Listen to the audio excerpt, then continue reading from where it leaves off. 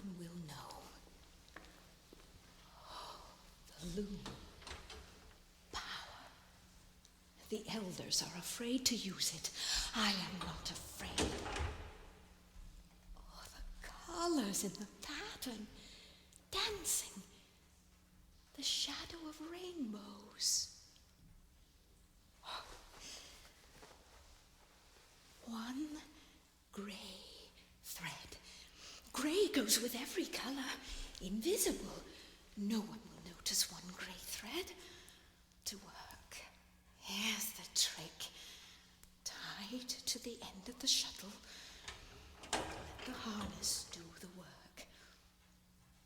Throw. Beat. Treadle.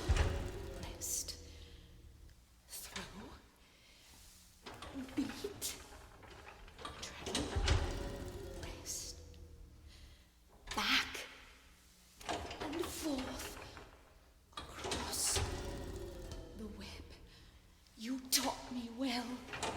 Poor Hedgehog. Treadle. Rest. Throw. Beat. Rest. In and under. Throw. Back. Throw. Beat. Treadle. Rest. Throw. Beat. Treadle. Rest. Throw. Beat. Lady Signa! Too late. Poor child.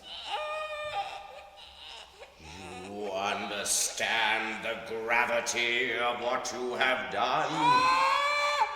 Only the pattern may judge, Elder Atropos. We cannot allow this outrage to go unpunished. Do what you must. This baby is alive. I am content. Surrender the child to Dame Hedgel. Care for him the way you did for me, old friend. It's the only way I know. There. I am ready. Lady Signa, you are guilty of treason against the guild. You have breached the sanctity of the Loom and compromised the fulfillment of the pattern to indulge your own selfish desires in direct defiance of the elders. You are henceforth and forever outcast from the Guild of Weavers. You shall neither behold this child nor set foot upon this island again. From now until the end of your days, you shall wander the skies in perpetual solitude. Your mournful cry shall be a lesson to all who would defy their destiny.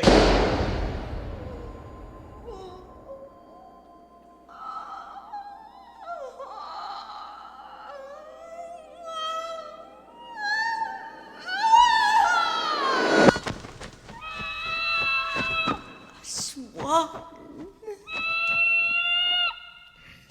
Still beautiful.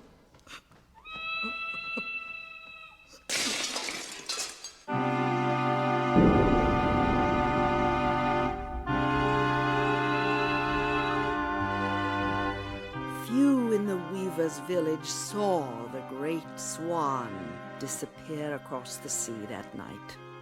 But it did not take long for them to hear of Lady Signa's defiance in the sanctuary and the elders' terrible vengeance. All were curious to behold the new infant, a child born not of woman, but out of the loom itself, and whose creation was unforeseen.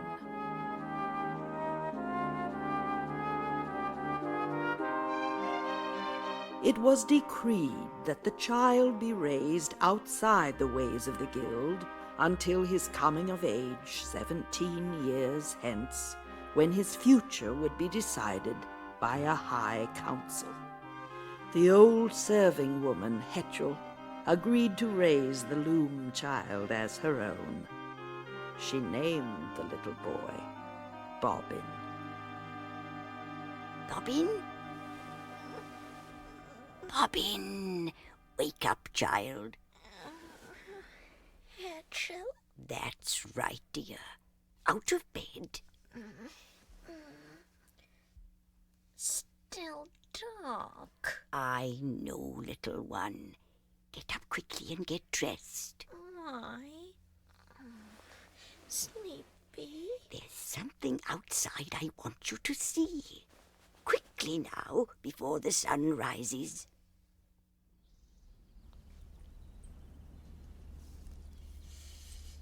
Cold up here. I told you to bring your quilt, didn't I? Here. My shawl is warm. I don't see anything. Patience. She will come. She's come every year ever since you were born. What does she look like? She looks... Wait. There. Between the trees. No. Only an owl. The village looks small from up here. Which star is that? The bright one? That is the morning star. You can even see it in the daytime if the sun is right.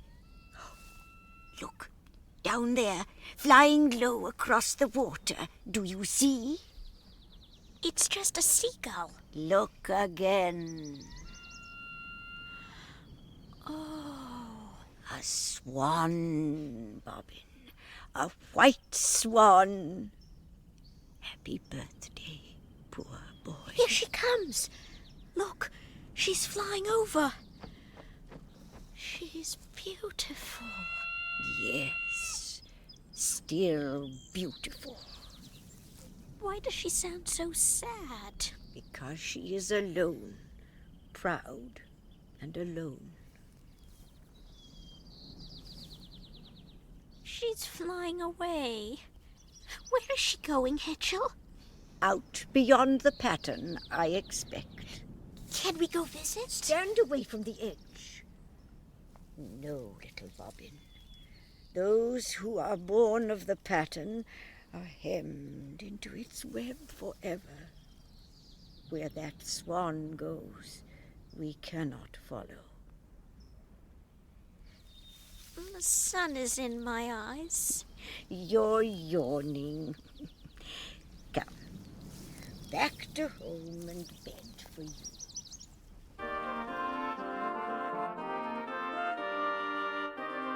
The years were kind to Bobbin Threadbare. The boy grew tall and slender, with wide blue eyes that sparkled with mischief and intelligence. Yet Bobbin never went to school. The elders of the guild would not permit it. The other children were told he was a half-wit, and they taunted him with terrible cruelty, throwing stones if he came too near. And so the friendless boy spent his days in solitude, combing the beaches for sticks of firewood, and exploring the hills and forests of the weaver's little island, until no one knew them better than he. Old Hetchel cared for Bobbin like her own son. She saw his growing bitterness and begged the elders to end his cruel exile. But the elders were afraid of Bobbin, and not without reason.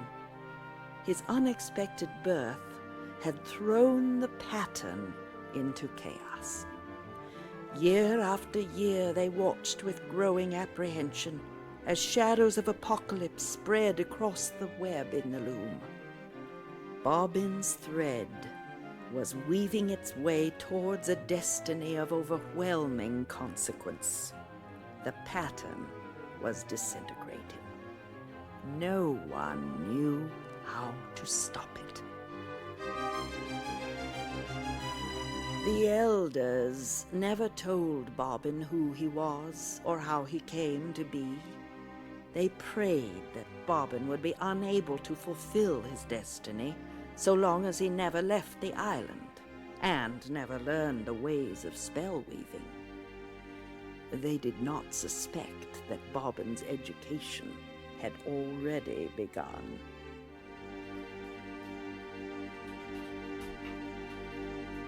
Not tonight, Mother Hetchel. Especially tonight. Draw the curtains, boy. Sit here by the fire. Now, tell me, how many threads are there in a draft? 4. Their names? The throw, That's 1. the beat, 2. the treadle, and the rest. Good. Let's see if you remember the draft I taught you. Spin it for me.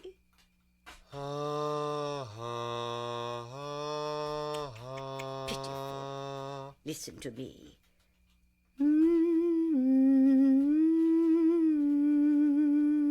Now you know what the other boys do in school all day. I guess I'll never learn to weave. Rubbish.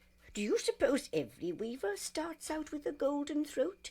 It takes years of practice, years. How long do you suppose the elders have been weaving?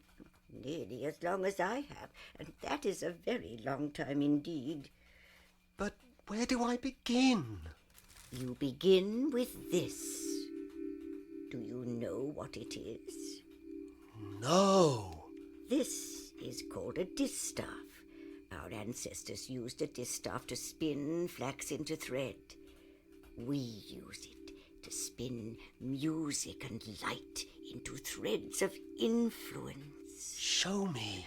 Hold the distaff in your hands, like this. Don't be afraid. Now, spin that draft I taught you again. Just the first thread. Flat. Spin it again, dear. This time, slide the thread high in your throat, like this. Can you do that? I think so.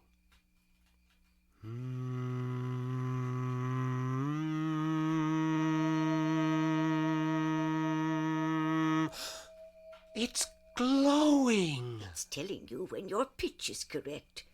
Try the beat and treadle threads.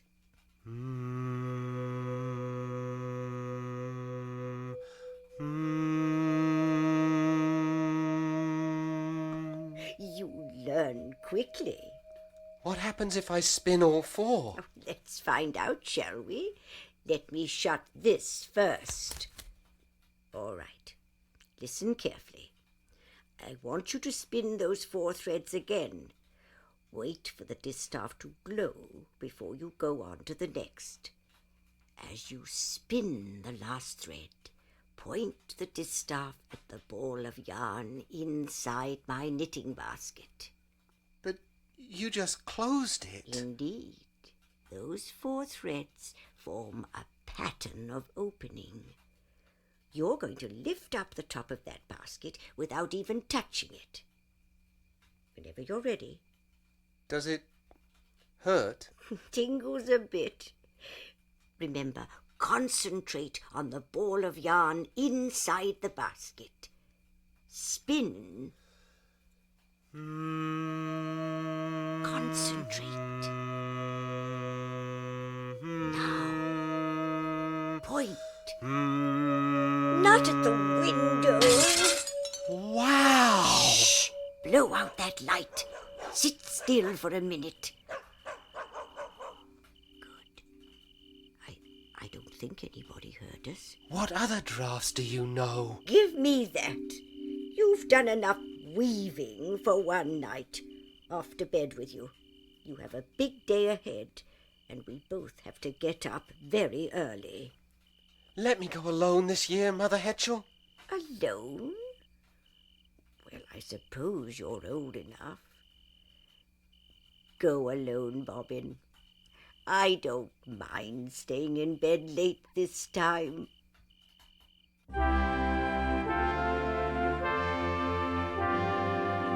It was still dark when Bobbin awoke. Quietly, so as not to disturb old Hetchel, he slipped into his warm grey robe and stepped outside into the chill before dawn. The climb up the cliff path was steep and dangerous in the darkness. Only the waves crashing against the rocks below broke the stillness. Bright stars twinkled overhead. It was still half an hour before sunrise when Bobbin reached the top of the cliff. He sat down beneath a crooked old tree and leaned back to wait for the 17th visit of the great swan. In less than a minute, he was fast asleep.